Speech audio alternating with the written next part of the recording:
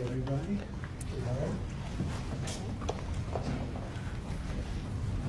How are you? Nice to see you. Nice to see you. Hi.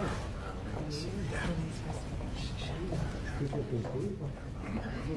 Good-looking group of people, huh? That's John over there with the whole crew. Hi. Congratulations. Well, thank you very much, everybody. This is a very important day. It's a day that we're delighted to swear in Dr. Mehmet Oz as the next administrator of the Centers for Medicine and Medicaid Services, which is a big deal. Congratulations to Dr. Oz and his beautiful wife, Lisa, and their friends and family on this really incredible achievement. Come a long way, huh? It's amazing. Dr. Oz comes to this position as one of the nation's most talented and beloved medical professionals. He graduated from Harvard University. Ah, Harvard. Well, how convenient. Should we talk about Harvard? Before obtaining his MD at the University of Pennsylvania School of Medicine, a great one, and really some amazing education while also earning an MBA from the wonderful Wharton School of Business. He completed his medical residency at the world-renowned New York Presbyterian Columbia University Medical Center. Dr. Oz then had a sterling medical career in which he became an internationally acclaimed heart and lung surgeon, highly respected. He served as director of the Cardiovascular Institute and integrative medicine program at New York Presbyterian, and as a longtime professor at Columbia University's College of Physicians and Surgeons. Boy, oh boy. Doctor, I thought he just did a show. I only know the show. You know why I know the show? Because he said, I'm a little overweight. I should lose some weight. I did a show, and that's what I got out of it. That was not good. But I'm looking at all of this other. This is very impressive. Dr. Oz authored more than 400 contributions to academic and scientific publications and holds several patents for technologies that revolutionize cardiovascular surgery. And Dr. Oz later translated his experience into an extraordinarily successful television career, making him one of the most trusted voices on healthcare. And he also got very high ratings, I can tell you that. He did great with the television thing. As CMS Administrator, Dr. Oz will work tirelessly to strengthen and protect Medicare for our nation's seniors and Medicaid for the needy. Just as I promised, there will be no cuts. We're not going to have any cuts. We're going to have only help. Dr. Oz will work to improve the quality of care for decades to come, and he'll ensure that criminals, fraudsters, and illegal aliens are not permitted to rob America's seniors. They are trying, but they're not going to get away with it. He will also work alongside Secretary of Health and Human Services Robert F. Kennedy, Jr. I've heard of him. He's a pretty famous guy. He's doing a great job, too, to address the crisis of chronic illness and to make America healthy again. So I want to just thank Dr. Oz, and because this is a big commitment he's making. He has a lot of options, and this is a big, big commitment. And I want to congratulate you and your family on really an amazing life, and I think this is going to be by far the most important part of an already incredible life. So thank you very much. God bless you. My friend. Thank you very much. Take care of yourself. Congratulations. It's amazing. Congratulations. Wow. What a job, huh? Are you ready, Bobby? I sure am. Let's do it. You put your hand on the Bible, your left hand, and raise your right hand. And repeat after me. I, Mehmet Oz, do solemnly swear I, Mehmet Oz, do solemnly swear that I will support and defend the Constitution of the United States that I will support and defend the Constitution of the United States against all enemies, foreign and domestic, against all enemies, foreign and domestic, that I will bear true faith and allegiance to the same, that I will bear true faith and allegiance to the same, that I take this obligation freely, that I take this obligation freely, without any mental reservation without any mental reservation or purpose of evasion, or purpose of evasion, and that I will well and faithfully discharge the duties of the office on which I am about to enter. Discharge the duties of the office upon I'm about to enter. So help me God. So help me God. God bless you. Congratulations. Thank you, brother.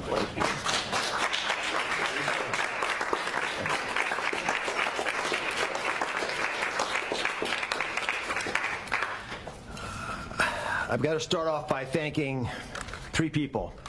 Mr. President, thank you very much. God bless you for leading our nation, but also courageously leading the MAHA movement, really earnestly in your heart wanting to get America to be healthy again, and for giving me an opportunity to help with that mission. Secretary Kennedy has been leading the charge at Health and Human Services. A dear friend, like a brother, has done unbelievably courageous work because he's curious and he's started answering a lot of important questions. And I will treasure for the rest of my days your trust in me to help you with this progress. Thank you. And of course, Lisa, the family, but Lisa in particular, who's had an uncanny ability to identify opportunities and to always keep a clear North Star to keep our family grounded. God bless you, my beautiful one. Let me start with a simple premise. Every great society, everyone, has an opportunity to take care of its most vulnerable and treasures that opportunity. And we're a great people, so we will do the same. As we enter the main building, the Humphreys building, where Health and Human Services is located, there's a placard of Hubert Humphrey, and it says that it's a moral opportunity, a moral obligation of government to take care of people in the dawn of their life, the kids, in the twilight of their life, the elderly, the mature, the seniors, and those in the shadows of life, those struggling with disabilities. We want to provide America with access to great care. We want to save the public health insurance programs of this country. That's what President Trump asked me to do when he took this position to administer the programs at CMS. Now, if we're going to do that, we've got to be honest with each other. And a physician, President Trump, has to always do that, right? We've got to share news, sort of presidents, that folks don't want to hear, but it's important for our well-being. So I'm going to give you 4 bullet points to remember. Bullet point number 1, and they're all numbered in order for a reason. Medicaid is the #1 budget item for many states, and it is crowding out education, other important social programs. The states are having a big problem, and that's with the federal government paying most of the bill.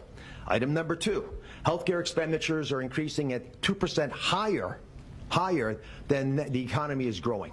And because of that, we spend more than 2 times per person on health care than any other country on the planet, and we're not getting value for that. Because number 3 is that we are, in America, experiencing an unfortunate problem, which is medical errors are the number 3 cause of death. Did you know that, Mr. President? It's surprising, with that much money invested, we're still having problems. And number 4, our life expectancy, despite all this investment, is continuing to slip back. We're now more than 4 years shorter in our life expectancy than countries that we used to be equal to. But I am optimistic. Why? Because we control our destiny. Because at its very core, we have a generational opportunity, a unique ability to save the healthcare system because we control all the big pieces. America is too great for small dreams. So I've got some big ideas that I'd like to share that we've worked through with my staff who are cordoned off over there, and there's a lot of us. We've got almost more than 6,000 people at CMS working on this and 40,000 contractors helping. So we've got a lot of people. What are we going to do? First, we're going to reduce chronic disease. How do you do that? 70% of the healthcare expenditures of this country are driven by chronic disease. And it is your patriotic duty, I'll say it again, the patriotic duty of all Americans to take care of themselves, because it's important for serving in the military, but it's also important because healthy people don't consume healthcare resources. The best way to reduce drug spending is to use less drugs because you don't need them because you're healthy. And it feels a lot better as well.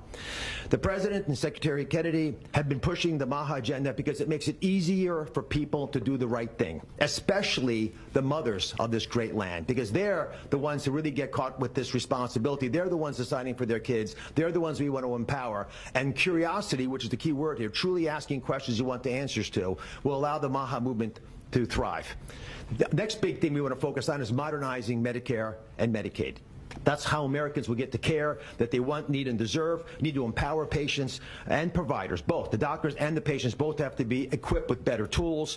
And the President is showing that he actually does love and cherish Medicare with all these executive orders, like the one on transparency, sir, that really helps us by making sure people are equipped with information. So you shine a light in the dark shadows where so much of the problems happen with the healthcare system.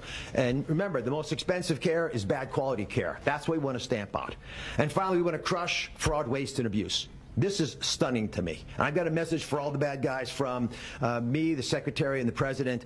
We are going to stop people from stealing from our most vulnerable, from stealing with the taxpayers of America, or honestly trying to support these programs. And we're going to be able to do it in quite a few ways. We are coming for you.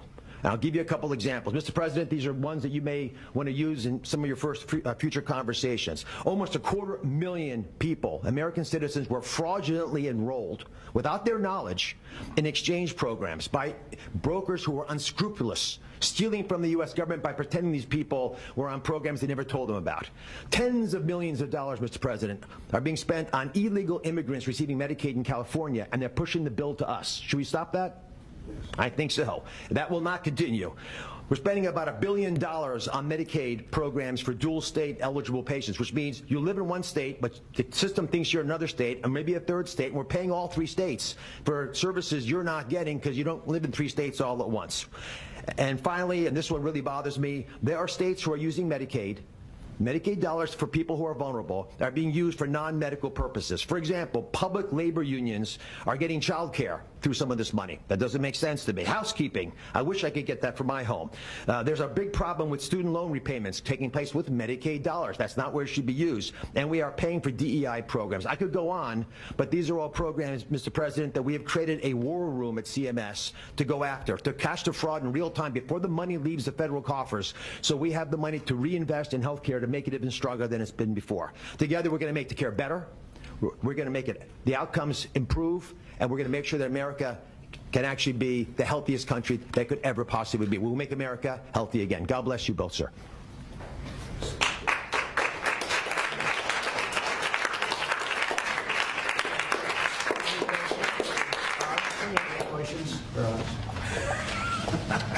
Okay. Mr. President, Secretary Rubio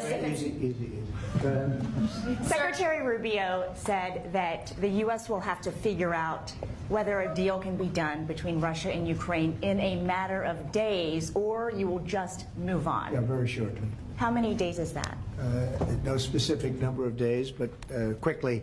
We want to get it done. We're talking about here people dying, and we're talking about over there people are dying also, like on average 2,500 young people, soldiers. They're not from America. They're not from anywhere else other than Ukraine and Russia, but we want to save these lives. So it's 2,500 a week are being killed in battle. It's a vicious battle with the best equipment, the best everything, and it is brutal. 2,500 young people a week. Some of them not so young, actually. They're getting older. They're getting older by the month. But 2,500 a week, and we're going to get it stopped, ideally. Now, if for some reason one of the two parties makes it very difficult, we're just going to say you're foolish, you're fools, you're horrible people, and we're going to just take a pass. But hopefully we won't have to do that. And Marco's right in saying it. We want to see it end. Think of it. Every day, a lot of people are being killed as we talk about, as they play games. So we're not going to take that, and we'll see. I think we have a good chance of solving the problem, however. Yeah. What do you need to see? Are you prepared to walk away completely from these efforts and these talks? Well, I don't want to say that, but we want to see it end. We want to see it end, yeah. Is Vladimir Putin stalling, in your view, Mr. President? I hope not. I'm going to let you know about that soon if he is, but I hope not. He's got a big force out there, big force. It's a war that should have never happened. It would have never happened if I was president. That's a war, and it didn't happen for 4 years. That's a war that should have never happened. October 7th, Israel would have never happened. Iran was broke. And now we'll see what happens with Iran. We have a lot of them out there. We have a lot of things that we're working on right now that shouldn't have happened. None of it. Ukraine would have never happened with Russia. October 7th would have never happened, so you wouldn't have had all the problems in the Middle East. The Afghanistan embarrassment, probably the most embarrassing day in the history of our country, would have never happened. Inflation would have never happened. By the way, prices are down. Groceries are down. Eggs, which you hit me so hard, I'll never forget the first week in office, they were screaming at me about eggs. I said, what's going on with eggs? They were doubling and tripling. I said, I just got here. They were up like double, triple, and you couldn't get any. They said, you won't have eggs for Easter. Well, You can have all the eggs you want. I'll tell you, Brooke Rollins, Secretary of Agriculture, did a great job. And the egg prices are down 87%. But nobody talks about that. You can have all the eggs you want. We have too many eggs. In fact, if anything, the prices are getting too low. Sir, what do you... So I just want to let you know, prices are down. Gasoline yesterday in 3 states hit $1.98 a gallon. And it looks like it's at a level that it hasn't seen since my days, my 4 years. So it's about I'd say maybe... I think we're going to be averaging $2.25 very soon. So I just want to let you know, though, because I keep hearing about prices and inflation. Prices are coming down, not going up. Only the fake news says they're going up. The only thing that's even are interest rates. And if we had a Fed chairman that understood what he was doing, interest rates would be coming down too. He should bring them down. Yeah, please. Mr. President, what do you need to see from both sides in order to keep negotiations going? What do you want to see from Russia and Ukraine? I have to see. My whole life has been one big negotiation, and I know when people are playing us, and I know when they're not, and I have to see an enthusiasm to want to end it. And I think I see that enthusiasm. I think I see it from both sides. Do you think Russia's But you're playing going to know soon. Do you think Russia's playing you? No, nobody's playing me. I'm trying to help. You know, this was Biden's war. By the way, by me getting involved, you know, they'll say, oh, it's Trump. This is not Trump's war. This is Biden. This is a war that should have never happened. Okay? Think of it. Those cities are crushed and crashed, and all those beautiful steeples, the most beautiful in the world, actually considered the most beautiful in the world, most of them are now smashed to smithereens, as they say, and lying on the ground in a million pieces. Those towns are crushed, the whole place. It's so horrible. And millions of people are dead, far more than you think. That's one thing you're going to get out of this war. You're going to find out that your estimates are far lower than, it's far worse than people think. Nobody's playing anybody. We are going to see if we can get it done. I think we have a really good chance of getting it done, and it's coming to a head right now. Mr. President, would you Ukraine militarily? If you do decide to move on or take a pass, Mr. President, would you then continue to support Ukraine militarily? Well, I'm not going to say that because I think we're going to get it done. Mr. President, there's a group of Venezuelan men down in Texas who have been alerted that they are soon going to be deported under the Alien Enemies Act. Have you authorized that operation, and where are they going to go? I don't know about the group you're talking about, but if they're bad people, I would certainly authorize it, yeah. You know, I won an election in a landslide. We won all 7 swing states. We won by millions of votes. We won 2,750 districts to 505 districts. 2,750 to 5. That's why the map, when you look at it, is all red. And one of the biggest reason, I think the biggest single reason, actually, I'd like to say it's because of this, because I think they're going to come up with things that are incredible. But probably the biggest reason was because of the border and because of illegal immigration. And the people of this country want those people out. Because what Biden did, and I don't know if he did it, I'm not even sure he knows what the hell he was doing, but what his people did, representing him, was allow millions and millions of people from jails, from prisons all over the world, people from mental institutions and insane asylums, gang members, drug dealers, pouring into our place. And you know what? Our people voted for me to get them out. They want them out.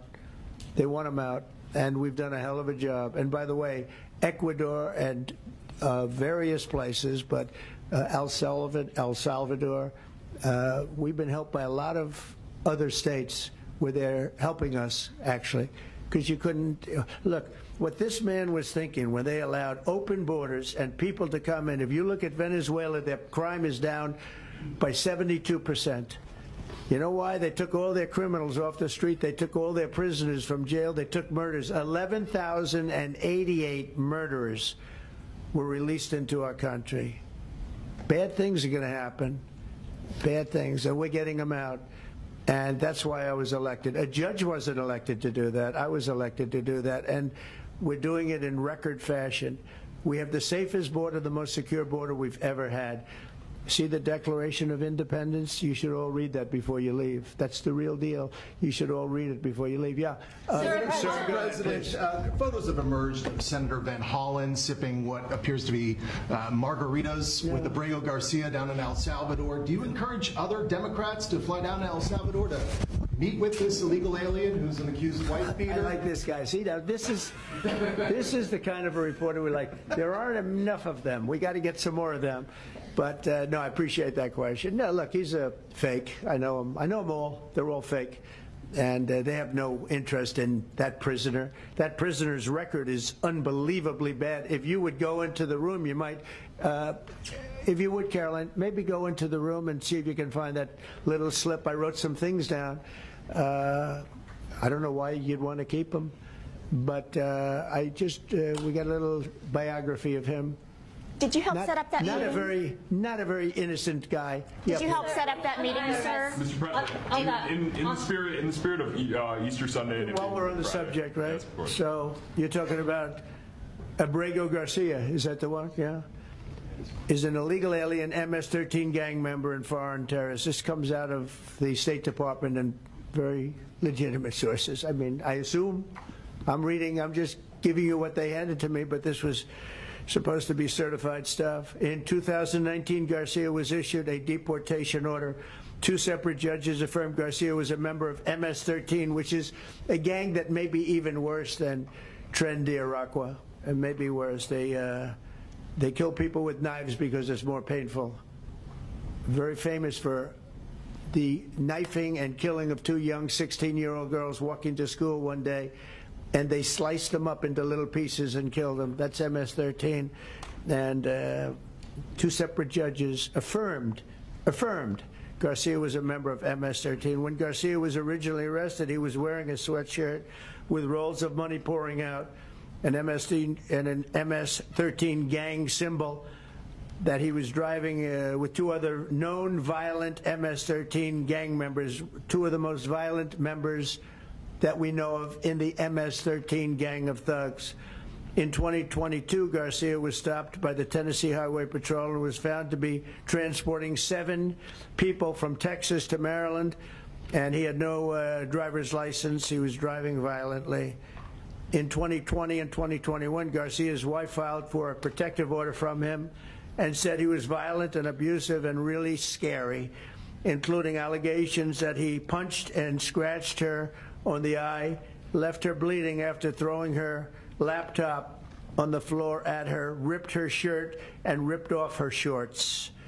He then grabbed her arm, leaving very severe marks. Garcia's wife also wrote in court, "At this point, I am afraid to be close to him. I just don't want to be close. I have multiple photos and videos how violent he can be and all of the bruises that he's left on me." She just couldn't get anywhere near him. This is the man that the Democrats are wanting us to fly back from El Salvador to be a happily ensconced member of the USA family. Isn't it a shame? And by the way, I've been hit pretty hard by fake shows, fake news, MSDNC in particular, where they talk about how evil I am, that this man would be thrown out of our country. This man is according to certified statements that we get, is a very violent person. And they want this man to be brought back into our country where he can be free and to stay as a happily Maryland, they call him the Maryland man. He's a Maryland father. No, this is a violent person. Who they don't talk about is that wonderful angel mom who lost her daughter, who had 5 beautiful children, and she was killed violently. And, she spoke, and she spoke unbelievably. I saw it.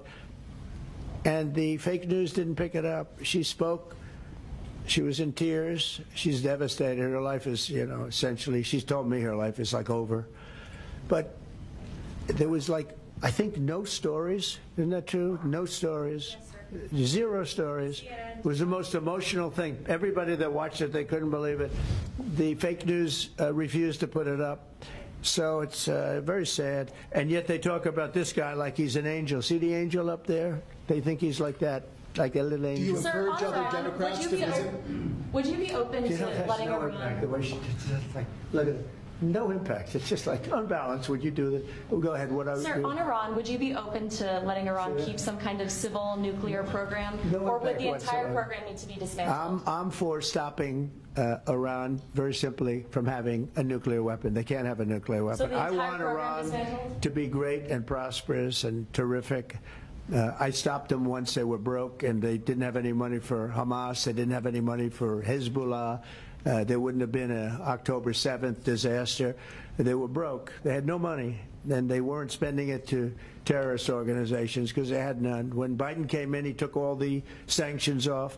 China wasn't allowed to buy. I said, if you buy, because they're the biggest customer, I said, you buy 1 barrel of oil, just 1 barrel of oil from Iran, and you can't do business in the United States.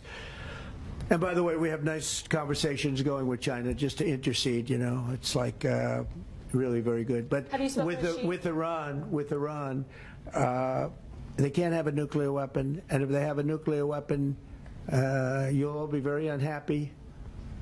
You'll all be very unhappy Have you because spoken your to- life, Who is leading your those life trade will be in talks? great danger. Yeah. President. Yeah. Press out. Everybody out. Yeah, thank you, press. Get out right now. Thank you, press. Please. You can have everybody else. Please move. No photos.